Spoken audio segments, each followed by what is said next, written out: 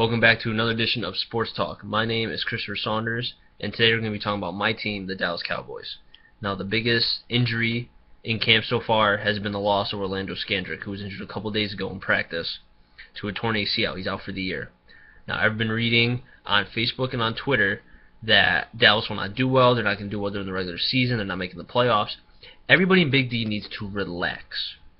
There's a reason why we have 53 players on the roster, because if someone gets hurt, another player is going to have to step up. Robert Steeples, Joel Ross, I'm talking to you guys. You guys need now to take over for Scandrick in that slot position.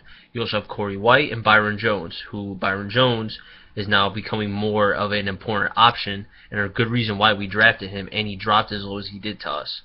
Corey White we got from New Orleans. Byron Jones, like I mentioned earlier, drafted in 2015 out of UConn, formerly of St. Paul High School in Connecticut.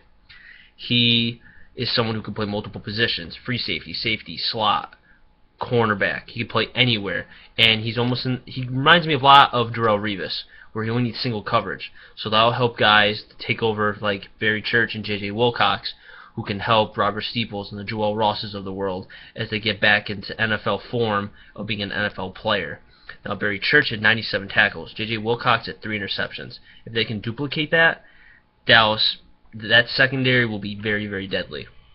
Also, you have the defensive backs, DeMarcus Lawrence, Randy Gregory, who we drafted 2nd overall, Tyron Crawford, and Greg Hardy, when they eventually can come back from injury, can harass the quarterback and be able to penetrate and disrupt the quarterback's timing and maybe even get a couple more picks or even sacks. You also have the linebacking crew, Sean Lee being the head of that defense, the quarterback of that defense, being able to take pressure off those free safeties or slot positions, and also with Rondo McClain, Anthony Hitchens, Damian Winsley, and Kyle Wibbler being the head guys of that linebacking crew.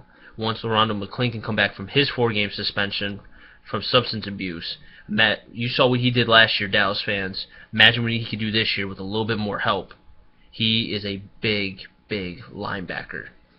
Now, last time I checked, Scandrick is not Deion Sanders, and we still have Rob Marinelli, who's in his 2nd year as defensive coordinator for Dallas. You saw what he did with mediocre players last year. He brought them up another level. He took over that intensity. He demanded perfection.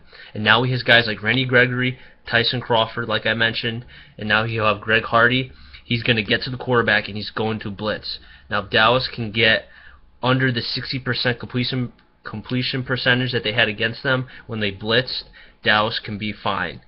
Everyone in Dallas needs to just relax. The season hasn't even started yet.